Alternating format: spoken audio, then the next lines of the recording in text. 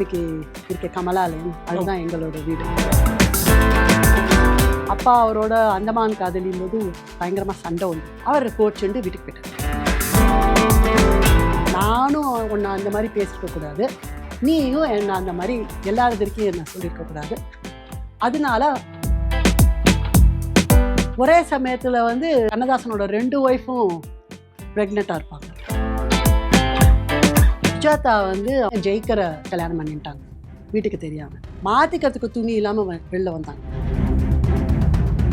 சுஜாதாவோட whole story, எப்படி meet பண்ணோம், எப்படி கல்யாணம் பண்ணிட்டோம், என்னெல்லாம் கஷ்டப்பட்டோம் எல்லாம் ஷேர் பண்ணிட்டாரு.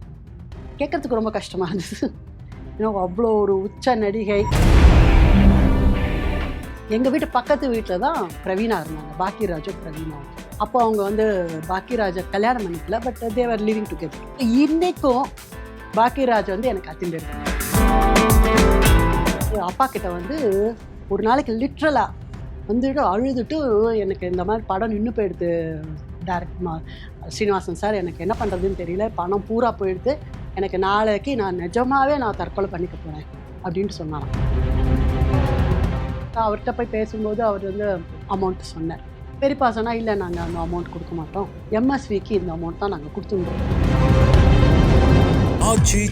எந்த சமையலும் ருசி தேடும் ரகசியம் 20 ரூபாய். சிவாஜி ஐயாவும் முக்தா ஐயாவும் இவங்களுடைய கூட்டணி. சிவாஜி வந்து நீங்க அங்கிள் அவ்வளோ உரிமையா அப்படிதான் கூப்பிடுறீங்க. கண்டிப்பா ரொம்ப ஃபேமிலி ஃப்ரெண்ட். அவர் எப்படின்னா, அவர் வந்து முதல்ல இவங்களெல்லாம் வச்சுன்னு படம் எடுத்தாங்க. அப்புறம் அப்பாக்கும் பெரியப்பாக்கு ரொம்ப சிவாஜி ஆக்டிங் பிடிக்கும், அப்பாவுக்கு அதோட பிடிக்கும் அந்த நாள். அதனால அவங்க என்ன பண்ணாங்க, சிவாஜி வச்சு படம் எடுக்கணும்னு அருணோதயம் படத்துக்கு போய் கேட்டாங்க. அப்போ சிவாஜி அங்கிளோட பிரதர் சண்முகம், அவர் தான் எல்லாம் கால் ஷீட் பார்த்து பணம் பேசுறது எல்லாம் அவர் தான் பேசுவார். கதை மட்டும் இவர்கிட்ட சொல்லணும். கதையும் சம்டைம்ஸ் இவரே கேட்பார், சண்முகம் சாரே கேட்பார் கதை. ஸோ அப்பா வந்து அருணோதயம் படும்போது பேசி இதை பண்ணாங்க. ரொம்ப அவரை வந்து அந்த கதையை கேட்டுட்டு நான் பண்ணுறேன் அப்படின்னு சொன்னார். அதில் ஆரம்பித்த ஃப்ரெண்ட்ஷிப் வந்து கடைசி முடிய இருந்தது. இன்ஃபேக்ட் அப்பா சொல்கிறது என்னன்னா, நீங்கள் ஏன் சார் படம் எடுக்கலைன்னு யாரோ கேட்டதுக்கு சொன்னார், எங்கள் அண்ணன் போனால் எனக்கு பாதி இது போயிடுது, படம் எடுக்கணுன்ற இன்ட்ரெஸ்ட்டு. சிவாஜி சார் போனதுக்கப்புறம் முழுசாவே போயிடுது. அதுக்கப்புறம் அப்பா ரொம்ப இன்ட்ரெஸ்ட் எடுத்துன்னு பண்ணலை. ஒரு படமும் ரிலீஸ் ஆகிற அன்னைக்கு அவர் வீட்டு வாசலில் ஒரு பிள்ளையார் கோவில் இருக்கும், நீங்கள் தெரியும், காம்பவுண்ட்லேயே இருக்கும். காம்பவுண்ட். அது சிவாஜி பிள்ளையார் தான் இப்போ இருக்கு. அது சிவாஜி பிள்ளையார் தான் சொல்லுவோம், கோவில் தான் சொல்லுவோம். அங்கே வந்து 108 கொழுக்கட்டை பண்ணுவாங்க, அம்மாவும் பெரியம்மாவும். அது போய் அந்த 2:30 மணி ஷோனானா ஒரு மணிக்கு போய் நைவேத்தியம் பண்ணிட்டு எடுத்துகிட்டு வருவார். அது மாதிரி ஒரு தரம் ரவி தான் ரொம்ப அழகாக சொல்லுவான். இதை ரவிகிட்ட தான் கொடுத்து அனுப்புவாங்க. போய் கோவிலுக்கு போயிட்டு அவன் தான் சைக்கிள் வச்சுட்டு இருப்பான். அப்பெல்லாம் சைக்கிளில் ஓட்டு போய் கொடுத்துட்டு வாடா, போடா பெருமாள் காமிச்சிட்டு வா போ அப்படின்னோடனே இவன் என்ன பண்ணியிருக்கான், அங்கே போய் நெய்வேதி பெருமாளுக்கே காமிச்சிட்டு இருக்கான். அப்போ சிவாஜி அங்கிளோட காரு வெளியில் வந்திருக்கு. அவர் வந்து ரவியை ரொம்ப கிண்டல் பண்ணுவார், ரொம்ப உரிமையாக இருப்பார் ரவி கிட்ட. ரவின்னு கூப்பிட்டு ரொம்ப அவனை போட்டு, பிரபுவும் ரவியும் ஒன்று அவருக்கு. அந்த மாதிரி பிரபு ரவிலாம் ஒரே ஏஜ் குரூப், ஆல்சோ ரொம்ப ஃப்ரெண்ட்ஸ் அவங்கலாம்.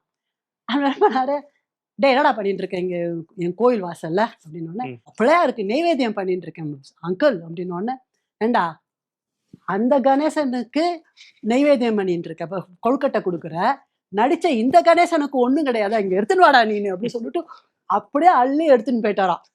வீட்டுக்கு வந்தானா ஒரு 10 கூட இல்லையா. ஏன்னா அது எங்கடா கொழுக்கட்டை, நாங்கெல்லாம் சாப்பிட்றதுக்கு வேணும்ல எங்களுக்கெல்லாம், எங்கடானா சிவாஜி அங்கிள் எல்லாரும் எடுத்துன்னு போயிட்டாரு. அந்த அர்த்தம் அவர் வந்து ரொம்ப க்ளோஸாக பண்ணுவார். என் கல்யாணத்துக்கு வரும்போது எங்கள் வீட்டுக்காரர்கிட்ட சொன்னேன், என்னோட பொண்ணு இவோ, நல்லபடியாக இவளை பார்த்துக்கோங்க அப்படின்னு. அக்கா கல்யாணத்துக்கு போது முக்தா கல்யாணம் வந்து குணசீலத்தில் நடந்தது. அங்கே வந்து வந்தார், காரில் வந்தார் அவர். அங்கே வந்து தரையில் உட்காந்துட்டு பிரேக்ஃபாஸ்ட் சாப்பிட்டாரு. அவருக்கும் சாப்பாடு பிடிக்கும், பிரேக்ஃபாஸ்ட் சாப்பிட்டாரு. வெளியில் வந்தார். வெளியில் வந்த உடனே வெளில வந்து கோவிலுக்கு போயிட்டு காரில் ஏறி போயிட்டார். அப்போது ஒரு மென்டலி இல் பர்சன் ஒருத்தன்றது பெரியப்பா கேட்டார். இப்போ வந்துட்டு போனார், யார் தெரியுமா? தெரியும் அப்படின்னு. யார் அப்படின்னு? சிவாஜி அப்படின்னு. ஓ அப்படியான்னு. அவருக்கும் என்ன தெரியும் அப்படின்னார். உடனே தெரியுமா, எப்படி தெரியும் அவருக்கு அப்படி சொல்லிட்டு நாங்கள்லாம் சின்னவங்க அப்பெல்லாம் சிரிச்சுன்னு இருந்தோம். எனக்கு எப்படி அவர் சிவாஜின்னு தெரியுமோ அதே மாதிரி நான் பைத்தியம் அப்படிங்கிறது அவருக்கும் தெரியும். That was a turning point for me. So இந்த மென்டல் இல்னஸ் பீப்புளை வந்து நம்ம வந்து குறை சொல்லக்கூடாது. We should be more compassionate. அவங்களோட ஒரு இது இருக்கணும்ட்டு. எவ்வளோ வலி அவருக்கு உள்ளுக்குள்ள இருந்திருக்கு அப்படின்னா he could tell. He said. எங்கள் பெரியப்பாவே வாயை அடிச்சு போயிட்டார். யூஸ்வலாக பெரியப்பா வந்து பேச மாட்டார் ரொம்ப. சார் அது வந்து இன்னும் எனக்கு அந்த அவர் சொன்னவரோட முகமும் அவர் சொன்ன விதமும் இன்னும் எனக்கு ஞாபகம் இருக்கு. அந்த மாதிரி ரொம்ப ரொம்ப பிரியமாக இருப்பார் சிவாஜி அங்கிள். அண்ட் நிறைய அப்பா பெரியப்பாக்கு அப்பா அவரோட அந்தமான் காதலியும் போது பயங்கரமாக சண்டை வந்துடும். ஏதோ ஒரு செட்டு அந்தமான் செட்டை ரெப்ளிகேட் பண்ணுறதுக்கு இங்கே போடும்போது அவர் வந்து ஏதோ சரியில்லை அப்படின்னாரு அங்கிள். அப்பா வந்து நான் டைரக்டரா நீங்கள் டைரக்டரான்னு ஏதோ கேட்டுட்டாங்க. அவர் கோச்சுண்டு வீட்டுக்கு போயிட்டார். வீட்டுக்கு போயிட்டு பெரியப்பாக்கு எப்படின்னா பெரியப்பாவோட இது வந்து when it comes to business அவர் வந்து தம்பி அண்ணா அதெல்லாம் பார்க்க மாட்டார். Very focused. அந்த பிஸ்னஸ்னா அது வேற, பர்சனல் லைஃப்ன்றது வேற. அண்ணா தம்பிங்கிறது வேற. ஒரு ப்ரொடியூசராக எப்படி பிஹேவ் பண்ணணுமோ அப்படி தான் பிஹேவ் பண்ணுவார் தம்பிக்கிட்டே. அவர் என்ன பண்ணார், வீட்டுக்கு வந்துட்டாங்க. வீட்டுக்கு வந்தோன்னே அப்பாவுக்கும் பெரியப்பாக்குமே சண்டை வந்துடுது. எங்களுக்கெல்லாம் ஞாபகம் இருக்குது, ஏன்னா 77 ஆச்சு. அண்ட் அப்பா பெரியப்பா என்ன பண்ணார், இப்போ நான் படத்தை முடிக்கணும், 2-3 நாளும் என்னவா இருக்குது, நான் டேட் ஃபிக்ஸ் பண்ணியாச்சு ரிலீஸ் பண்ணுறதுக்கு. பெரியப்பா கரெக்டாக பூஜை போட்ட அன்றைக்கே ரிலீஸ்க்கு டேட்டுன்னு சொல்லிவிடுவாங்க. நான் ரிலீஸ் பண்ணணும் கோச்சுன்ட்டு போயிட்டேன். அதனால் நீ இப்போ வந்து நீ நாளையிலேருந்து நீ டைரக்ட் பண்ண வேண்டாம், உன் அசிஸ்டண்ட்டை வச்சுட்டு ராஜேந்திரன் இருந்தார், அவர் NS ராஜேந்திரன், அவரை வச்சுட்டு மிச்சம் சிவாஜி போர்ஷன்ஸை நான் முடிச்சுடுறேன் அப்படின்னு சொல்லிட்டு நீ அந்த டயலாக் டெலிவரி டயலாக் புக்ஸு இது இருக்கும் பேப்பர்ஸ் எல்லாத்தையும் நீ ராஜேந்திர கொடுத்துருன்ட்ட. சரின்னு அப்பாவும் கொடுத்துட்டார். அப்பா முதல்ல சொல்லி பார்த்தாரு. But he also nose is brother. ஒரு பக்கம் ரொம்ப பாசமாக இருப்பார் பெரியப்பா, அது தம்பி, அந்த பாசம் வேற. பட் பிஸ்னஸ் அப்படின்னு வரும்போது அது வேற, அது it's a very different made. So பெரியப்பா சரி நீ என்ன பண்ணிக்கோன்னு சொல்லிட்டு அந்த பெரியப்பா என்ன பண்ணார், போய் அங்கிள் கிட்ட போயிட்டு இந்த மாதிரி எனக்கு வந்து நாளையிலேருந்து சீனா வரமாட்டான் டைரக்ஷனுக்கு, NS தான் வருவார், NS ராஜேந்திரன் தான் வருவான், நீங்கள் நடிச்சு கொடுத்துருங்க, எங்களுக்கு படத்தை முடிச்சு கொடுத்துருங்க. ஒன்றும் சொல்லலையும், பேசாமல் இருந்தாரான் குவாய்ட்டாக. மண்டே வட்டிட்டு பேசாமல் மறுநாள் காலம்புற 7:30க்கு கார் வந்து ஆன் அடிச்சது வீட்டு வாசல். இப்போ பிஜேபிக்கு இருக்க கமலாலயம், அதுதான் எங்களோட வீடு, பழைய வீடு. அங்கே வந்து வாசலில் வந்து ஹார்ன் வந்தது. ஹார்ன் வந்தோடனே போய் போய் கதவை திறந்தான்னா இவரோட கார், சிவாஜி அங்கிள் காரில் பின்னாடி உட்காந்துருந்தார். சிவான்னு அவருக்கு ஒரு டிரைவர்.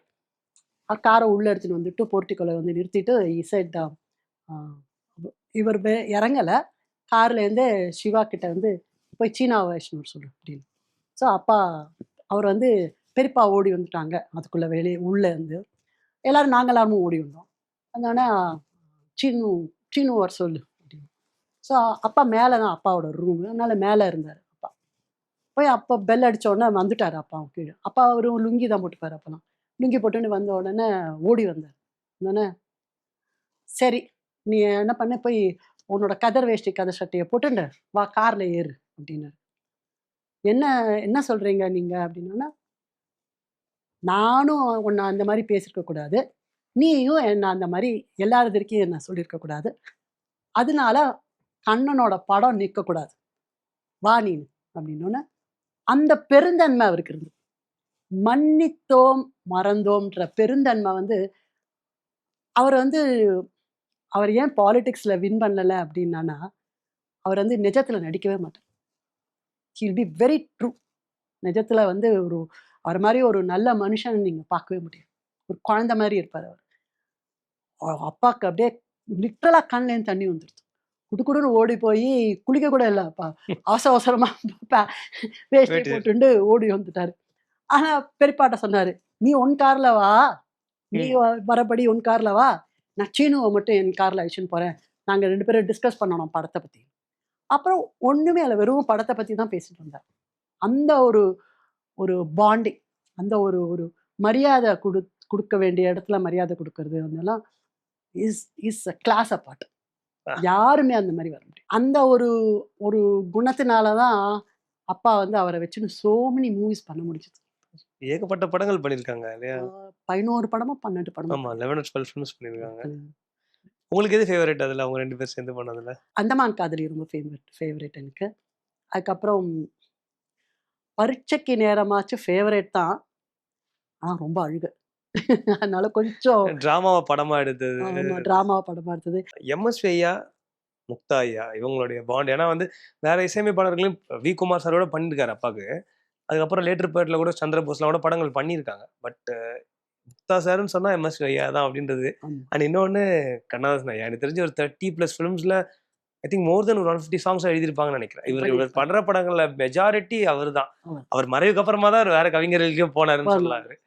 குமார் வந்து இவர் வச்சுன்னு வந்தார், பாலச்சந்தர் சார் தான் இன்ட்ரோடியூஸ் பண்ணாரு. ஏன்னா குமார் வந்து அவருக்கு ஆரம்ப காலத்துல ஆமா அவரோட டிராமாக்கு இருந்தாரு. அப்புறம் சினிமாக்கு அவர் ஐஷன் வந்து அதுக்கப்புறம் அப்பாவுக்கு இன்ட்ரோடியூஸ் பண்ணி விட்டாரு. அதனால தெரியும். எம்எஸ்சி வந்து அவர் வந்து எப்படி இன்ட்ரோடியூஸ் ஆனாருன்னு தெரியல. பட் அவரோட பாட்டுகள்லாம் வந்து அப்பாவுக்கு ரொம்ப பிடிக்கும் அவரை. எம்எஸ்சி வந்து ஒரு குழந்தை மாதிரி அவர் வந்து எல்லாரையும் நம்புவார், எல்லார்கிட்டையும் ரொம்ப நல்லா பேசுவார். அண்ட் அவரோட அந்த குழந்தை குணங்கள் வந்து அப்பாவுக்கு ரொம்ப பிடிக்கும். And very very sincere. ரொம்ப அந்த ஒர்க்கில் வந்து அவர் வந்து மணிக்கணக்காக அவர் வந்து பண்ணுவார். கடைசியாக அவரை செத்து போகிறதுக்கு கொஞ்ச நாள் முன்னாடி வந்து அம்மாக்கும் ஹார்ட் ஆப்ரேஷன் ஆச்சு, அவருக்கும் ஹார்ட் ஆப்ரேஷன் ஆச்சு. ஸோ 2 பேருமே அங்கே ஹாஸ்பிட்டலில் தான் இருந்தாங்க. அம்மாவை பார்க்குறதோட அப்பா வந்து எம்எஸ்வி பக்கத்தில் தான் உட்காந்துட்டு இருப்பார். எம்எஸ்வியோட தான் உட்காந்துட்டு பேசிகிட்டு இருப்பார் அவர். அதுக்கப்புறம் கடைசியாக அவருக்கு ஏதோ அவார்டு கொடுத்தாங்க. அந்த அவார்டில் போது அவரால் பேச முடியல. அப்பா அவர் கையை பிடிச்சி இழுத்து உட்காத்தி வச்சு உட்காருன்னு சொன்னார், உட்காரவே இல்லை. அந்த ஃப்ரெண்ட்ஷிப் வந்து எங்களுக்கும் இப்போ தொடருது. எம்எஸ்வியோட ஒரு பெரிய பாண்டிங் இருந்ததுன்னா அதோட பெரிய பாண்டிங் கண்ணதாசனோட. கண்ணதாசன் அப்பா, பெரியப்பா, அப்புறம் நாயர் சார்னு எங்கள் கம்பெனியில் வேலை பண்ணியிருந்தாரு. இவங்க 4 பேரும் மாடர்ன் தியேட்டர்ஸில் they were together. I think room ஒன்றா ஷேர் பண்ணியிருந்திருக்காங்க இல்லையா? ஷேர் பண்ணியிருந்தாங்க 4 பேரும். அப்போ அவர் முத்தையான் தான் பேர் அவருக்கு. முத்தையா முத்துன்னு தான் கூப்பிடுவாங்க. பெரியப்பா கடைசி வரைக்கும் பெரியப்பா முத்துன்னு தான் கூப்பிடுவார். அது அவர் வந்து ரொம்ப ரொம்ப ரொம்ப ஃப்ரெண்டு. அவருக்கு சில சங்கடங்கள் வந்தபோது பெரியப்பா கிட்ட தான் பணம் கொடுப்பார். பணம் கொடுத்துட்டு 1ஆம் தேதி ஆனால் இந்த பணத்தை சோக்கு போய் கொடுத்துரு அப்படிம்பாரு. ஸோ பெரியப்பா போய் கொடுத்துருவாரு. அது மாதிரி அப்புறமா அப்பா வந்து அதை வந்து நிறைய கண்டிச்சிருக்காரு. அப்பா நிறைய அவர்கிட்ட கண்டிச்சிருக்காரு, பண்ணாத அப்படின்ட்டுன்னு. அவரோட கடைசி காலத்தில் வந்து வெரி ஃபியூ ஃப்ரெண்ட்ஸ் அவருக்கு என்னன்னா அப்பா அதில் ஒருத்தர். பெரியப்பா ரொம்ப க்ளோஸு. பெரியப்பா போனதுக்கப்புறம் அப்பா அவருக்கும் காமராஜர் ரொம்ப பிடிக்கும். ஸோ அதனால் காமராஜரோட தான் அவர் எங்கேயாவது அப்பா ஏதாவது ஃபங்க்ஷன் பண்ணாங்கன்னா முன்னாடியே கண்ணதாசன் சொல்லிடுவார், போய் காமராஜர் நீ ஐஷன் வந்துடுடா அப்படின்னு போய் ஐஷன் வந்துடுவார். ரொம்ப க்ளோஸாக இருந்தாங்க 2 பேரும். ஆக்சுவலி அவர் வந்து பெரியம்மாக்கு வந்து 2 பொண்கள் பிறந்தது வந்து கும்பகோணத்தில் வீட்டில். எங்கள் அம்மாவுக்கு முதல் தம்பி ரவி, எங்கள் அண்ணன் ரவி பிறந்த போதும் கும்பகோணம் வீட்டில். ஸோ அவன் ரவி வந்து பிறக்கும்போது என்ன ஆயிடுத்து, ப்ராப்ளம் ஆகிடுது டெலிவரியில். அதுக்கப்புறம் எப்படியோ ஏதாவது மேனேஜ் பண்ணி தே brought him to சென்னை. அப்போ கண்ணதாசன் அப்பா கிட்ட சொன்னேன், எதுக்கு எப்போ பார்த்தாலும் கும்பகோணத்தில் ஏதோ வீட்டுக்குள்ள போய்லாம் டெலிவரி வச்சுக்கிறேன். அப்போ அவர் வந்து லீலாவதி ஹாஸ்பிட்டல்னு சொல்லிட்டு மயிலாப்பூரில் ஹாஸ்பிட்டல், அங்கே தான் அவங்க 2 பேரும் ஒய்ஃபும் அங்கே தான் போவாங்க. ஸோ அதனால் டெலிவரிக்கு அதனால் நீ அங்கே லீலாவதி ஹாஸ்பிட்டலுக்கு அங்கே போய் லீலாவதி டாக்டரை பார்க்க சொல்லுன்னு அவர் தான் இன்ட்ரடியூஸ் பண்ணி விட்டார். அவர் தான் டாக்டர்ஸ் எல்லாரையும் எங்கள் அப்பாவுக்கு இன்ட்ரடியூஸ் பண்ணி விட்டது அவர் தான். எங்கள் அப்பாவுக்கு ஒரு லிஸ்ட் ஆஃப் டாக்டர்ஸ், 100 டாக்டர் தெரியும் அப்பாவுக்கு அந்த டைம். அதெல்லாம் அவர் மூலமா. அதான் கண்ணுக்கு வேணுமா கண்ணதாசன், இஎன்டி ஸ்பெஷலிஸ்ட்டு கண்ணதாசன், அப்புறம் பல்லு ஜானகிராமன், அந்த மாதிரி அத்தனை டாக்டர்ஸும் அவர் தான் எங்கள் அப்பாவுக்கு இன்ட்ரடியூஸ் பண்ணி விட்டார். அம்மா ஒரு கலாட்டா பண்ணுவாங்க. அம்மா சொல்லுவாங்க, லீலாவதி ஹாஸ்பிட்டலுக்கு அம்மாவோ பெரியம்மாவோ யாராவது போனாங்கன்னா, நாங்கள் அப்புறம் 3 பேர் தான் நாங்கள். ஒரே சமயத்தில் வந்து ஆம், அவங்களோட கண்ணதாசனோட 2 ஒய்ஃபும் ப்ரெக்னெண்ட்டாக இருப்பாங்களாம். அம்மா கிட்ட சொல்லுவா, லீலாவதி சொல்லுவான், அப்போ இந்த கண்ணதாசன் பொண்டாட்டியை கூப்பிட்டு, ஏய் 4 மாதம் முன்னாடி தான் நான் வந்து டெலிவரிக்கு வந்தானா, ஐயோ இது 2வது உன்னூத்தி அப்படிம்பாங்களாம். இது மாதிரி ரொம்ப ஒரு ஒரு பிடிப்பு இருந்தது 2 பேருக்கும். அந்த இல்ல அவங்க கண்ணதாசன் கடைசி வரைக்கும் அப்பாவை ரொம்ப கொண்டாடுவார். தன்னோட விஷயத்தெல்லாம் நிறைய ஷேர் பண்ணுவார். அந்த அந்த இது சூரியகாந்தியில பரமசிவன் அதான் சொல்ல வந்தேன் நானு. பரமசிவன் பாட்டும்போது அப்பா வந்து கண்டிப்பா அவர் தான் பாடணும் அப்படின்னாரு. அண்ட் ஜெயலலிதா அம்மாவும் சொன்னாங்க அவர் தான் பாடணும்ட்டு. அவர் பாடவே மாட்டேன்ட்டார். ம். அதெல்லாம் இல்லைன்னு பிடிச்சி இழுத்துன்னு வந்து பாட வச்சு, அது இன்னைக்கும் அந்த பாட்டோட வரிகள் வந்து இப்போ நீங்க கேட்டாலும் இந்த காலகட்டத்துக்கும் அது பொருந்தும். அந்த மாதிரி. அதெல்லாம் மியூசிக்கெல்லாம் அவங்க அவங்க 2 பேரோட காம்பினேஷன்லாம் அது அவர் எழுதுறத நான் பார்த்துருக்கேன். அப்படியே பிரளயம் மாதிரி வரும் அவருக்கு. நீங்க பாடம் எழுதுற பார்த்துருக்கீங்களா? பார்த்துருக்கேன். ஓ! ஆஃபீஸில் போய் உட்காந்துட்டு நமக்கு என்ன வேலை? ஸ்கூல் லீவ் விட்டானா ஓடி போய்டுறது, அங்கே ஓடி போய்டுறது. எல்லாரும் கம்போசிங்லாம் பார்த்துருக்கீங்க? கம்போசிங் பார்த்துருக்கேன். அவளது கம்ப்ளீட்டாக பார்த்துருக்கேன். அப்போ இந்த இளம் சங்கீதம் அந்த பாட்டு பார்த்துருக்கேன். அப்புறம் இவர் எழுதுறது பார்த்துருக்கேன். நான் ஆஃபீஸில் வருவார், வந்தோடனே அப்பா சுச்சுவேஷன் சொல்லுவாங்க, அப்படியே பிரளயம் மாதிரி வரும். அதெல்லாம் ரொம்ப நிஜமாவே ஒரு இப்போ யோசனை பண்ணி பார்த்தா அப்போ அதோட வேல்யூ தெரியல. நம்ம கண்ணதாசனை பார்த்துருக்கோம், நம்ம எம்எஸ்எஸ்வியை பார்த்துருக்கோம். இப்போ என் பையன் ரொம்ப ஃபேன் ஆஃப் கண்ணதாசன் அண்ட் அவரோட பாட்டு வரிகள். நீ கண்ணதாசன் பார்த்துருக்கியாம்மா, நீ கண்ணதாசன் பார்த்துருக்கியாம்மான்னு. பார்த்துருக்கேன்டான்னு அவன் அவன் அவன் பற்றி அவன் சொல்லும்போது தான் அதோட அதோட ஒரு மகிமை நமக்கு தெரியுது. ஏன்னா பிகாஸ் எங்க ஜென்ரேஷன், இப்போ உங்களை மாதிரி இருக்கிற எங்க ஜென்ரேஷன், ஓ நீங்கள் கண்ணதாசன் வரிகளை பார்த்துருக்கேன், கம்போசிங் இருந்திருக்குன்றீங்களா? கம்போசிங் பார்த்துருக்கீங்க அப்படின்னா it feel so great. Kannadasan அவருக்கு எழுதுறதையும் பார்த்துருக்கேன். வாலி வந்து அவரே நிறைய பேட்டியில் சொல்லியிருக்காரு, அவருக்கு ஒன்றுமே இல்லாமல் போயிடுது. அவருக்கு திருப்பி வீட்டுக்கு போகலாம் அப்படின்னு நினச்ச போது தாங்கி பாட்டு, அந்த மயக்கமா கலக்கமான்னு சொல்லி இந்த பாட்டில் வந்து அவர் வந்து திருப்பி ஸ்டேட் பேக். வாலி வந்து எப்படி தெரியும்னா அப்பாவுக்கு வந்து அவர் வந்து ஸ்ரீரங்கம், அதனால் அவருக்கு பழக்கம் உண்டு. அப்பாவுக்கு அவருக்கு வாலியோட கொஞ்சம் பழக்கம் உண்டு. அவர் என்ன பண்ணார், அப்பா பெரியப்பா கிட்ட வந்து மாதிரி ஒன்றுமே இல்லை நான் ஊருக்கு போய்டுறேன் திருப்பி அப்படின்னோடனே பெரியப்பா சொன்னாங்கன்னா இரு அப்படின்னு சொல்லிட்டு இதயத்து நீ படத்துக்கு வந்து எம்எஸ்வி கிட்ட சொல்லியிருக்கார், நீ வந்து இந்த இவன் வருவான், வாலி வருவான், அவன் எழுதுவான் அப்படின்னு. எம்எஸ்வி வந்து அப்போ தான் கண்ணதாசனுக்கும் அவருக்கும் ஒரு பெரிய பாண்டிங் இருந்தது. அதனால் அவர் வந்து கொஞ்சம் தயங்கினார் எம்எஸ்வி ஐயா. பட் பெரியப்பா ஏதாவது அப்பா பெரியப்பா சொல்லிட்டா, அதுவும் பெரியப்பா ஏதாவது சொல்லிட்டாங்கன்னா அவர் இதுவே பட மாட்டார், ஆட்சேபம் படிக்க மாட்டார், மறுப்பு பேச மாட்டார். சரி வர சொல்லு எழுத சொல்லலான்ட்டு. அந்த படத்தில் ஃபஸ்ட்டு பாட்டு எழுதின உடனே எம்எஸ்வி அவர்களுக்கு ரொம்ப பிடிச்சி போயிடுது. சரி இவரே 4 பாட்டு எழுத சொல்லலாம் அப்படின்னுட்டார். ஸோ அப்பா வந்து அவர்கிட்ட சொன்ன வார்த்தை, இன்னியோட உன் தரித்திரம்லாம் ஒழிஞ்சதுடா வாலி அப்படின்னாரு. அதை வந்து வாலி வந்து ரொம்ப பெருமையாக எல்லா இன்டர்வியூலையும் அவர் சொல்லியிருக்காரு. அண்ட் வாலிக்கு வந்து சில பர்சனல் ப்ராப்ளம்ஸ் எல்லாம் இருந்தது கடைசி காலத்தில். அப்போ வந்து அப்பா தான் அது எல்லாரையும் சால்வ் பண்ணி அவருக்கு அதை வந்து அவரை வந்து அது நிவர்த்தி பண்ணி கொடுத்தாரு. அண்ட் அப்பா எப்படின்னா சினிமாவோட பேக் எண்டில் நிறைய வேலை பண்ணியிருக்காரு. அவர் வந்து மூவி மேக்கர்ஸ் கவுன்சில்னு சொல்லிட்டு டாக்டர் ஸ்ரீதரோட சேர்ந்து ஆரம்பித்தார் 71லேயோ 72லேயோ. அது வந்து என்னென்னா எல்லா யோகானந்த், பாலச்சந்தர், அதுக்கப்புறம் வந்துட்டு கேஎஸ்ஜி, பாலாஜி, அப்பா, ஒரு 10 பேர் அவங்க அங்கே 10 டைரக்டர்ஸ் அண்ட் ப்ரொடியூசர்ஸ் ஆல்சோ அவங்க சேர்ந்துட்டு ஒரு யூனியன் மாதிரி வச்சுட்டாங்க. Union as I told you, உங்களுக்கு முன்னாடி சொன்னதுனால அப்பாவுக்கு எப்போதுமே கடைசி வரைக்கும் அந்த கம்யூனிசம் ஐடியாஸ் போகலை. ஆனால் அதை வந்து யூனியன் மாதிரி வச்சுட்டு ஒருத்தருக்கு ஹெல்ப் பண்ணிக்கிறது. அதுக்கப்புறம் டேட்ஸ் வந்து கிளாஷ் ஆச்சுன்னா ஒருத்தருக்கு அதை பற்றி பேசிக்கிறது, ஒருத்தருக்கு விட்டு கொடுக்கறது, அந்த மாதிரி அது கொஞ்ச நாள் போயின்னு இருந்தது. அது அதுக்கப்புறம் அது டிஸ்இன்டிகிரேட் ஆகிடுது. ஒரு மாதம் மீட்டிங் இருக்கும், எங்கள் வீட்டில் தான் இருக்கும். ஒருத்தரோட ஒருத்தர் படம் வந்து போட்டு காமிச்சு சஜஷன்ஸ் கேட்குறது.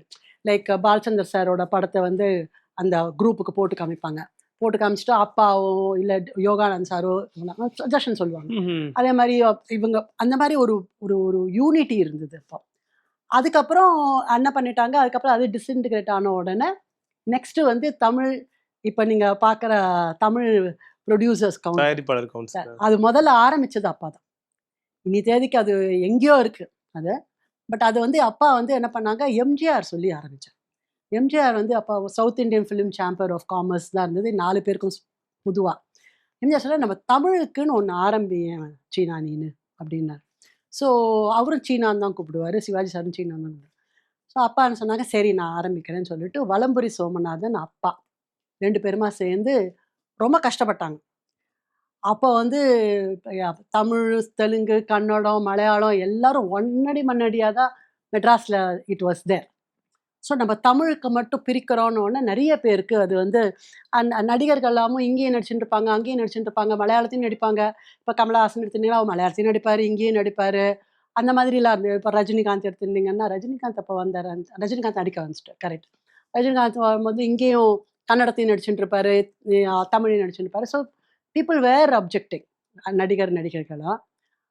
பட் அப்பா சொன்னாங்க இல்லை, அப்பாவுக்கு அந்த ஐடியா இருந்தது. எம்ஜிஆர் அதை ஆசீர்வாதம் பண்ண உடனே அது அப்பாவுக்கு ரொம்ப வீரியமாக வந்துடுது. அப்புறம் நிறைய அந்த மாதிரி மூவி இது தமிழ் ஃபிலிம் ப்ரொடியூசர் கவுன்சில்னு ஆரம்பித்து தனியாக அதை ஆரம்பித்து அதில் வந்து எந்த பிரச்சனைகள் வந்தாலும் சீக்கிரம். அதில் உங்களுக்கு வந்து ஒரு இன்ட்ரெஸ்டிங் விஷயம் என்ன அப்படின்னா, சுஜாதா வந்து அவங்களோட நடிகை சுஜாதா அவங்களோட பிரதர் தான் அவருக்கு எல்லாம் பார்த்துருந்தார். சேட்டான்னு தான் சொல்லுவார் அவர். சேட்டான் தான் எல்லாம் பார்த்துருந்தார். இவங்க என்ன பண்ணாங்க, ஜெய்கரை கல்யாணம் பண்ணிட்டாங்க வீட்டுக்கு தெரியாமல். ஜெய்கரோட வெளியில் வந்துட்டாங்க. ஸோ அவங்களோட கால் ஷீட்டு, யார் யாருக்கு என்னென்ன பணம் கொடுக்கணும், அதுக்கப்புறம் எல்லாம் வந்து சேட்டன்கிட்ட தான் இருந்தது. சேட்டன் என்ன பண்ணார், கொடுக்க மாட்டேன்ட்டு. அவர் வந்து நான் எதுவும் இனிமேல் எனக்கு அவளுக்கும் சம்மந்தம் இல்லை, நான் எதுவும் பண்ண மாட்டேன்ட்டு. அப்போ வந்து ஜெய்கர் வந்து அப்பாவுக்கு ஃபோன் பண்ணார். அப்போ சுஜாதா நம்ம படத்தில் நடிச்சிட்டு இருந்தாங்க. அவங்க கல்யாணத்துக்கு யாரையுமே கூப்பிடலை. அவங்க, நான், என்னோட பிரதர் ரவி, கோவிந்த், சுந்தர், பெரியப்பா 5 பேர் தான் கல்யாணத்துக்கு. ஜெய்கரோட அவர் கல்யாணம் பண்ணிட்டார் இடத்துக்கு. பிகாஸ் அந்தமான் காதலியில் அவங்க 3 பேரோடய ரொம்ப க்ளோஸ் ஆகிட்டாங்க. ஆமாம், ரொம்ப க்ளோஸ் ஆகிட்டாங்க ரவி, கோவிந்த், சுந்தரோட. அப்புறம் நானும் கூட எல்லா ஷூட்டிங்க்கும் போகிறதுனால என்னையும் போனால் போகிறது சேர்த்துட்டாங்க அவங்க. ஸோ அவங்க ஜெய்கருக்கு இவங்க ஜெய்கர்கிட்ட சொல்லியிருக்காங்க, சுஜாதா மேடம் நீ வந்து முக்தா சார்கிட்ட கேளு, ஃபிலிம் ப்ரொடியூசர் மூலமாக நமக்கு வாங்கி கொடுக்க சொல்லணும். நீங்கள் நம்ப மாட்டீங்க, அப்பா வந்து அவங்களுக்கு ஓரளவுக்கு தெரியும் இல்லை, எந்தெந்த படத்தில் நடிக்கிறோன்றது தெரியும். அந்த ப்ரொடியூசர்ஸ் அத்தனை பேருக்கும் ஃபோன் பண்ணாங்க. அப்பா உட்காந்துட்டு ஒரு ஹோல் டே அப்பாவும் பெரியப்பாவும் பண்ணி அந்தந்த ப்ரொடியூசர்கிட்ட பேசி, நீங்கள் எவ்வளோ சேட்டன்கிட்ட எவ்வளோ பணம் கொடுத்துருக்க, இன்னும் எவ்வளோ பணம் கொடுக்கணும் நீ மிச்சம் அப்படின்னு சொல்லி அத்தனை பணத்தையும் கலெக்ட் பண்ணி, பிகாஸ் அவங்க மாற்றிக்கிறதுக்கு துணி இல்லாமல் வெளில வந்தாங்க. இவங்க நடிகைகள் எல்லாமே பாவம் வீட்டை விட்டு வெளியில் வரும்போது அப்படி தான் வராங்கன்னு வச்சுக்கோங்க. இன்னி தேதிக்கும் இட் கண்டினியூஸ்.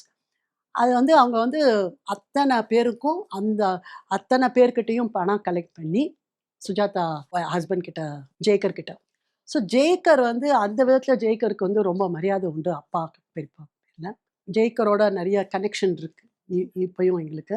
அவர் வந்து நிறைய ஷேர் பண்ணிட்டார் என்கிட்டையும் எங்கள் அம்மா கிட்டையும். ஹோல் சுஜாதாவோட ஹோல் ஸ்டோரி, எப்படி மீட் பண்ணோம், எப்படி கல்யாணம் பண்ணிட்டோம், என்னெல்லாம் கஷ்டப்பட்டோம், எப்படி அவர் லூஸ் பண்ணாது பணம், எல்லாம் ஷேர் பண்ணிட்டாரு. கேட்கறதுக்கு ரொம்ப கஷ்டமா இருந்தது. இன்னும் அவ்வளோ ஒரு உச்ச நடிகை கடைசியாக அவரும் கஷ்டப்படுறாரு இப்போ. சாட். அப்பாவோட இப்போ நம்ம ஹீரோஸ் பற்றி பேசும்போது இப்போ அதுலேயும் இன்னும் சொல்லணும்னா Jaishankar sir, Muthuraman sir, Ravichandran sir, இவங்க எல்லாருமே பண்ணியிருக்காங்க அப்பாவோட. லேட்டர் பார்ட்ல Kamal sir and Rajini sir. Ravishankar sir வந்து ஒரு ரவிச்சந்திரன் சார், அவர் கொஞ்சம் பெரியப்பாக்கு எப்படின்னா கால் ஷீட் கொடுத்தா கால் ஷீட் வரணும், அப்பாவுக்கு வந்து செட்டுக்கு வந்தான்னா கரெக்டாக வரணும். ஸோ அந்த மாதிரிலாம் ரூல்ஸ் அண்ட் ரெகுலேஷன்ஸ்லாம் உண்டு. அவர் அதெல்லாம் ஃபாலோ பண்ண மாட்டார் ரவிச்சந்திரன் சார். அதனால் ஒரு படம் தான் அவரோட பண்ணாருங்க. ஜெய்சங்கர் சாரோட நிறைய படம் பண்ணாங்க. முத்துராமன் வந்து அப்பாவோட ஆல் டைம் ஃபேவரட். ஆக்சுவலி அவர் வந்து ஏதாவது ஒரு கதை வந்து யாராவது சிவாஜி நடிக்காத கதைகள் ஏதாவது இருந்ததுன்னா first it will go to Muthuraman. ஓ நேரா பேச்சே கிடையாது. நேரா போய் பெரியப்பா போய் இந்த டேட்டுப்பா அப்படின்னு சொல்லி கொடுத்துருவாரு, வந்துடுவாங்க, வாங்கிட்டு வந்துடுவார். And the interesting part is அப்பையும் சரி இப்பையும் சரி பெஸ்ட் ஃப்ரெண்ட் கார்த்திக்கு என் பிரதர்ஸ் தான். ஈவன் டுடே இப்பயும் டச்ல இருக்காங்க. இப்பயும் டச்ல இருக்காரு. நீங்க நம்ப மாட்டீங்க, அவர் வந்து இப்பயும் அவரோட ப்ராப்பர்ட்டிஸ் எல்லாம் விற்கிறாரு. அவர் அதுக்கெல்லாம் பணம்லாம் கரெக்டாக கொடுத்துருவார் எல்லாருக்கும். And gentleman, is a gentleman, nobody can deny that. அவரும் எங்கள் படத்தில் நடித்தார். முத்துராமன் வந்து ரொம்ப ஜாலி டைப்பு, ரொம்ப ரொம்ப கேஷுவல் அவர். And he had a chemistry with Jayalalithaa. நீங்கள் எந்த நடிகைகள் எடுத்துட்டாலும் அவள் சுஜாதாவோட ஆகட்டும், யாரோட ஆகட்டும், அவர் வந்து நான் கான்ட்ரவர்ஷியல் பர்சன். வருவார், நடிப்பார், போயிடுவார், அவ்வளோதான். சூரியகாந்தி அது ரொம்ப ஒரு மாதிரி. சூரியகாந்தி வந்து அந்த கதை வந்து ஆக்சுவலி சூரியகாந்தியில் இன்னொரு இன்ட்ரெஸ்டிங் பீஸ் ஆஃப் இன்ஃபர்மேஷன் என்னென்னா, அப்போவே அப்பா வந்து காமெடிக்கு வந்து மௌலியை எதை சொன்னார். மௌலி வந்து இன்ட்ரடியூஸ் ஆனது வந்து சூரியகாந்தியில் தான், எழுத்து இதுக்கு.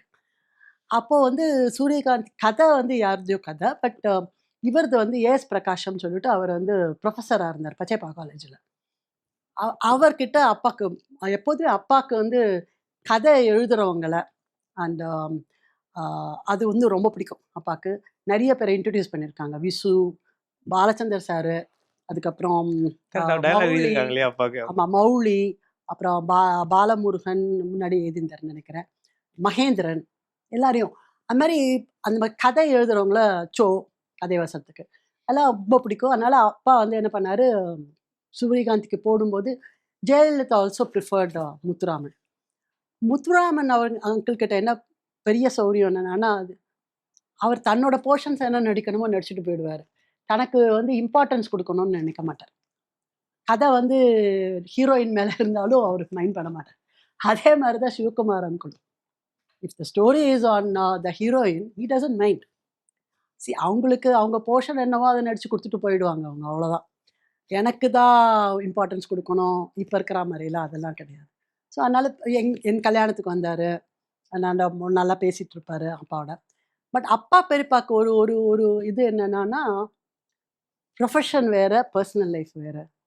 ஸோ ரொம்ப என்கரேஜ் பண்ண மாட்டாங்க நடிகர் நடிகைகள் எல்லாம் வீட்டுக்கு வரத்துக்கு. பட் அதையும் மீறி யார் வருவாங்க பார்க்கறது? அதையும் மீறி வந்தது வந்து அஃப்கோர்ஸ் மனோரமா அம்மா வருவாங்க, சோ சார் வருவார் அடிக்கடி. எங்கள் வீட்டு பக்கத்து வீட்டில் தான் பிரவீனா இருந்தாங்க, பாக்கியராஜும் பிரவீனாவும். Praveena was a very good friend of my. ரொம்ப எனக்கும் பிரவீனாவுக்கும் ஒரு சிஸ்டர் பாண்டிங் தான். அதில் ரொம்ப ஒரு சின்ன இன்ஃபர்மேஷன் என்னென்னா, அப்போ அவங்க வந்து பாக்கியராஜை கல்யாணம் பண்ணிக்கல, பட் தேவர் லிவிங் டுகெதர். அங்கே பக்கத்து வீடு. அங்கே வந்து எங்களோட வந்து டெய்லி வந்து ஷட்டில் விளையாடுவாங்க பிரவீனா. விளையாடிட்டு ஒரு ரொம்ப நேரம். அப்போது எங்களோட பிராமின் கம்யூனிட்டியில் வந்து நாங்கள் வந்து அக்காவோட ஹஸ்பண்டை வந்து அத்திம்பேர் அப்படின்னு தான் சொல்லுவோம், ரெஃபர் பண்ணுவோம். அதனால் அவங்க வந்து அவங்க வந்து பாக்கியராஜ் சார் வந்து ராஜான்னு கூப்பிடுவாங்க, மற்றவங்க எல்லாரும் டேரக்டர் சார்னு சொல்லுவாங்க, என்ன கூப்பிடுவாங்க அவங்க அசிஸ்டண்ட்லாம். நாங்களும் என்ன பண்ணோம், டேரக்டர் சார்னு கூப்பிட ஆரம்பித்தோம். என்னை வந்து ரொம்ப திட்டுவாங்க, நின்னதுக்கு அவங்க ராஜாவை நீ டேரக்டர் சார் கூப்பிட்டா, அத்திம்பேர்னு கூப்பிடுன்னு.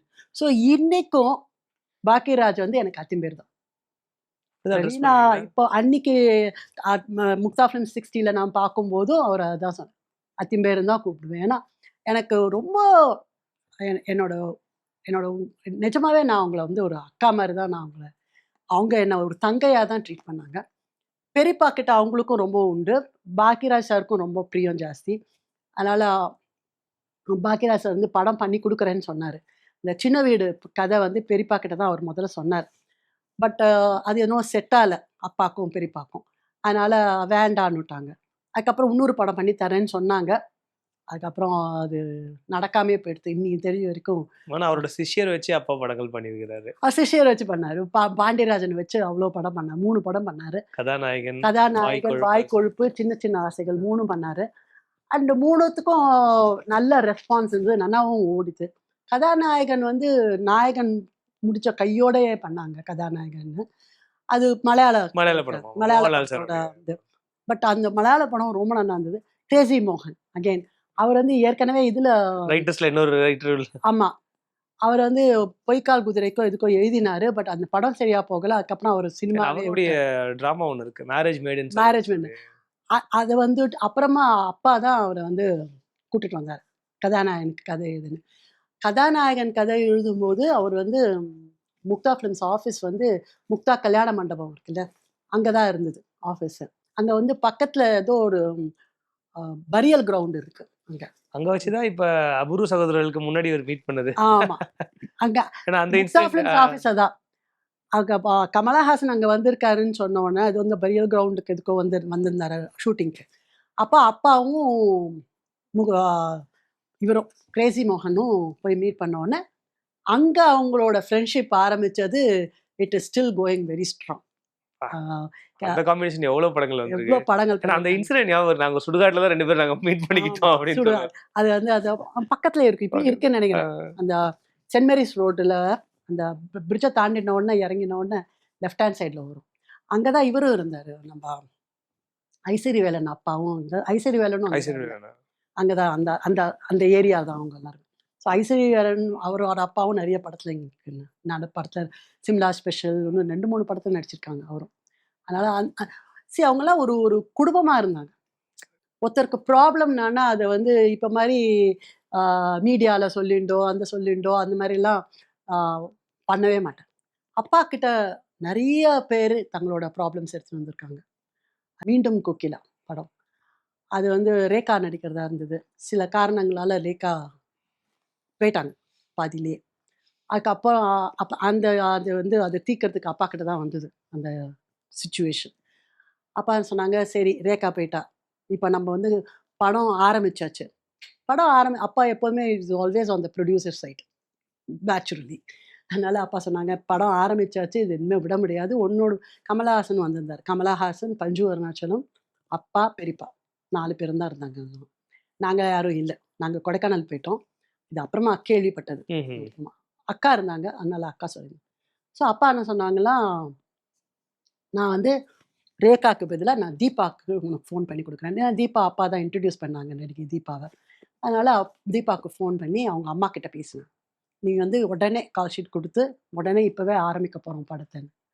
ஸோ அது மாதிரி நிறைய அப்பா ஹெல்ப் பண்ணியிருக்காரு. படம் பேர் ஞாபகம் இல்லை. அந்த ப்ரொடியூசர் அவர் வந்து எங்கள் வீட்டு பக்கத்தில் தான் இருந்தார். ரவிச்சந்திரனும் விஜயகுமாரியும். அந்த படம் வந்து ரவிச்சந்திரனுக்கும் மார்க்கெட் போயிடுத்து, விஜயகுமாரி அவங்களுக்கும் மார்க்கெட் போயிடுது. அவரால் அதை விற்கவே முடியல. நீங்கள் எனக்கு முன்னாடி கேட்டீங்களே எம்எஸ் சாருக்கும் அப்பாவுக்கும் இருக்க ரிலேஷன்ஷிப், இது ஒரு பியூட்டிஃபுல் எக்ஸாம்பிள். இது அந்த ப்ரொடியூசர் வந்து அப்பா கிட்ட வந்து ஒரு நாளைக்கு லிட்ரலாக வந்துட்டு அழுதுட்டு, எனக்கு இந்த மாதிரி படம் நின்று போயிடுது ஸ்ரீனிவாசன் சார், எனக்கு என்ன பண்ணுறதுன்னு தெரியல, பணம் பூரா போயிடுது, எனக்கு நாளைக்கு நான் நிஜமாவே நான் தற்கொலை பண்ணிக்க போகிறேன் அப்படின்ட்டு சொன்னாராம். அப்பா சொன்னாலும், இல்லை அதெல்லாம் பண்ணிக்காத, அதெல்லாம் தப்பு, நீ பண்ணாத, நீ கொஞ்சம் வெயிட் பண்ணு, நம்ம என்ன பண்ணலாம்னு யோசனை பண்ணலாம் அப்படின்ட்டு. அப்பா என்ன பண்ணாலும் அப்பா வந்து எம்எஸ்விக்கு ஃபோன் பண்ணலாம். அப்போ வந்து பாட்டுக்களுக்கு வந்து படம் ஓடும். இப்போ தெரியல எனக்கு அதை பற்றி தெரியல. பாட்டுக்களுக்கு வெறும் பாட்டுக்களுக்கு மட்டும் படம் வந்து, ஏன்னா உங்களுக்கு டிவி கிடையாது, ஒளிவு மொழிவுல வரும். ஆமாம், அதை பாட்டை பார்க்கறதுக்குன்னு படத்துக்கு போவாங்க. ஸோ எம்எஸ்வி கிட்ட சொன்னாரா, நீ வந்து ஒரு எக்ஸ்ட்ரா ஒரு பாட்டு போட்டு கொடுடா அப்படின்னோடனே எம்எஸ்சி சொன்னாரா, சரி சீனா நாளைக்கு வந்து போட்டு கொடுத்துட்றேன்ட்டுன்னு. அவர் வந்து என்ன பண்ணாரா, உடனே சரி நாளைக்கு, இவர்கிட்ட பைசா கூட கிடையாது. எம்எஸ்வி சார் வந்து அப்பா சொன்னதுக்காக தன்னோட கை காசை போட்டு, அப்பாவும் கொஞ்சம் போட்டிருக்காங்க போல இருக்கு, அது எனக்கு தெரியல. பட் எம்எஸ்வி சார் வந்து யாருக்கும் அந்த ரெக்கார்டிங்க்கு பைசா வாங்கிக்கல. யூஸ்வலாக அங்கே ஆர்டிஸ்ட் கொடுக்கணும் இல்லை, நீங்கள் ஆர்டிஸ்ட் ஆகலாம், யாருக்குமே பைசா வாங்கிக்கல அவர். அப்பா வந்து ஏவிஎம்மா இல்லை ஜெமினியா எந்த இதுன்னு தெரியல, பிரசாதா என்னன்னு தெரியல, அங்கே அந்த ரெக்கார்டிங் ஸ்டூடியோ புக் பண்ணி கொடுத்தோன்னே அந்த பாட்டு தான் உங்களுக்கு தெரியுமான்னு தெரியல, அன்பே அமுதான்னு வரும். அன்பே அமுதா அன்பே நீ பாரமுதா சுவைத்தேன் அமுதான்னு வரும். அந்த பாட்டு ரொம்ப பிரமாதமான பாட்டு. அது அந்த பாட்டு போட்டு அந்த பாட்டுக்கு ஷூட்டிங்க்கு வந்து இவர் என்கிட்ட பணம் இல்லாத அப்பா அதுக்கும் ஹெல்ப் பண்ணி அந்த பாட்டை சேர்த்தாங்க. படம் 100 நாள் ஹிட். வா. 100 நாள் ஹிட்டு. அதுக்கப்புறம் அவர் வந்து அவ்வளோ ஒரு கார்ல வந்தார். அவர் ஒரு அம்பாசிடர் கார்ல வந்து அப்பா வந்து விழுந்து கும்பிட்டுட்டு சேவிச்சுட்டு அப்புறம் அப்பா எம்எஸ்விக்கு ஃபோன் பண்ணி ரொம்ப தேங்க்ஸ் விச்சுன்னு தான் கூப்பிடுவார் அவரை. விச்சு ரொம்ப தேங்க்ஸ், நீ போட்டு கொடுத்த, நீ ஒரு ஒரு உயிரை காப்பாத்தினப்பான்னு. அவருக்கும் விசுக்கும் எப்படின்னா பணத்தாசை கிடையாது அவருக்கு, கலை மேல ஆசை அவருக்கு. அந்த அந்த பாட்டு மேல அவ்வளோ ஒரு பிடித்தம். பணத்துக்காக இது பண்றேன் அதை பண்றேன்லாம் சொல்லவே மாட்டார் அவர். ஃப்ரீயா எவ்வளவோ பண்ணி கொடுத்துருக்காரு. இந்த மாதிரி நிறைய பேருக்கு பணம் பண்ணி கொடுத்துருக்காரு அவர். அந்த பாட்டுனால அந்த படம் ஓடித்து, அப்பானால அந்த ப்ரொடியூசர் சேவ் ஆனார். இந்த மாதிரி நிறைய காரணமா ஆனா அவர் கடைசி இயக்குனர் எல்லா படங்களுக்குமே எம்எஸ்வி ஐயா தான். அது அவர் சொன்ன மாதிரி கடைசி காலகட்டம் சந்திரபோஸ் சார் 2 படங்கள் பண்ணாங்க. பட் கூடுமான வரையில முக்காவாசி எம்எஸ்வி ஐயா தான் இருந்தாங்க. எம்எஸ்வி தான் எப்போதுமே. அப்பா வந்து அவரை தான் போடுவாரு. அண்ட் அவருக்கு வந்து ஈகோ கிடையாது. And also he is very practical man. And ஒரு குழந்தை மாதிரி அவர், லிட்டரலா ஒரு குழந்தை மாதிரி தான். உத்தமமான மனுஷன். அப்போ அந்த மாதிரிலாம் இப்போ யூ கான்ட் see anybody. அது ஒரு காலம். அவங்க இப்போ லேட் 70s 80s அப்பா படங்கள் பண்ணுற வரைக்கும் எம்எஸ்வி பண்ணிட்டு இருந்தாங்க. பட் அந்த டைம்லலாம் வந்து இளையராஜா சார் வந்து மிட் 70s வந்து ரொம்ப பீக்கில் வந்துட்டாங்க. அவ்வளோ படங்கள் திருமருப்பக்கள் எல்லாமே வந்த பண்ணாங்க. பட் அப்பா அவரை வச்சு அவரோட படங்களில் இளையராஜா சார் இசையமைச்சதே இல்லையா? என்ன காரணம்? 2 படம் பண்ணாரு, 3 படம் பண்ணாரு. ப்ரொடக்ஷன்ல டைரக்ஷன்ல பண்ணிருக்காங்க. டைரக்ஷன்ல பண்ணாரு. அதான் கேக்குறேன். ஏன்னா ப்ரொடக்ஷன்ல பண்ணிருக்கீங்கல நாயகர். அப்பாக்கு வந்து எம்எஸ்வி தான். அவரை தவிர்த்து இன்னும் வேற ஏன்னா சமகாலத்துல இப்ப சந்திரபோஸ் சார், சங்கர் கணேஷ் சார் வச்சு கூட அது வந்து பண்ணிருக்காங்க. லேட்டர் ஸ்டேஜ்ல கதாநாயகன் போது என்ன ஆயிடுச்சுன்னா எம்எஸ்வி சாரே கொஞ்சம் உடம்பு முடியாம போயிட்டாரு. அவருக்கு நிறைய ஹார்ட் அட்டாக் வந்தது. நிறைய ஸ்டென்ட் போட்டாருங்க அவங்களுக்கு. அது அதனால அவரே வந்து நான் குறைச்சுட்டேன் சீனுன்ட்டாரு அவரு. அதனால அடுத்த ஆப்ஷன் வந்து அப்பாக்கு சந்திரபோஸ் தான். சந்திரபோஸ் கிட்ட அவர் வந்து நல்ல பாட்டுக்கள் எல்லாம் போட்டு கொடுத்தாரு அவர். இளையராஜா எப்படி வந்தாருன்னா, என் தம்பி சுந்தர் வந்து யூஎஸ்லேருந்து படிச்சுட்டு வந்தான். அவனை யூஎஸ்க்கு போய் படிக்க அனுப்பிச்ச சஜஷன் கொடுத்தது வந்து திரு கமலஹாசன் அவர்கள் தான். அப்பா கிட்ட தான் அசிஸ்டன்ட் டைரக்டராக இருந்தான். சிம்லா ஸ்பெஷல் போது he kept saying, நீ இங்கே பண்ணாத, நீ யூஎஸ்க்கு போய் படிச்சுட்டு வா, நான் உனக்கு வந்து கால் ஷீட் தரேன், நீ படிச்சுட்டு வான்னு. ஸோ அதனால் அவரோட ஊக்கத்தினால தான் அவன் வந்து சுந்தர் வந்து அமெரிக்கா போனான். படிச்சுட்டு வந்தோடனே அவன் கோடைமழை டைரக்ட் பண்ணணும்னா அப்போ அவன் சொன்னான், என்னதான் இருந்தாலும் அப்பாவோட வேலை பண்ணிக்கிறவங்க நீங்கள் ஒரு மரியாதையாக ஒரு மேல் லெவலில் வச்சுருப்பீங்க, அவங்களோட நீங்கள் ஒரு ஃப்ரீயாக பேச முடியாது. அண்ட் மேபி அப்பாவோட இன்டர்ஃபியரன்ஸும் இருக்கலாம், இன்ஃப்ளூயன்ஸும் இருக்கலாம்னு நினச்சானோ என்னமோ எனக்கு தெரியல. அதை பற்றி அவனை தான் கேட்கணும். அஃப்கோர்ஸ் அப்போ வந்து 80s இளையராஜா பாட்டுகள் வந்து முழங்கிட்டு இருந்தது ஆல் ஓவர் த வேர்ல்ட். எல்லா அந்த 80s பசங்களுக்கு பூராவே அவர் தான் எல்லாம். அதனால் அவன் போய் பேசினான். அவர்கிட்ட போய் பேசும்போது அவர் வந்து ஒரு அமௌண்ட் சொன்னார், தனக்கு வேணும்ன்ட்டுன்னு. பெரியப்பா சொன்னால், இல்லை நாங்கள் அந்த அமௌண்ட் கொடுக்க மாட்டோம், நாங்கள் இந்த அமௌண்ட் தான் கொடுப்போம் அப்படின்னோடனே, எம்எஸ்விக்கு இந்த அமௌண்ட் தான் நாங்கள் கொடுத்துட்டுருக்கோம், அதுதான் நாங்கள் கண்டினியூ பண்ண போகிறோம் அப்படின்னு.